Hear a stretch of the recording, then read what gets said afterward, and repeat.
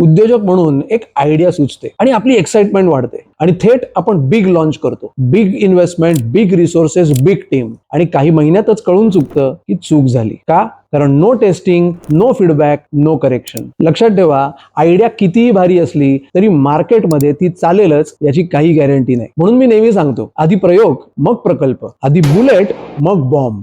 Bomb म्हणजे मोठा launch, परंतु त्याआधी एक छोटी बुलेट म्हणजे छोटी टेस्ट. आधी एक छोटा प्रोटोटाइप तयार करा.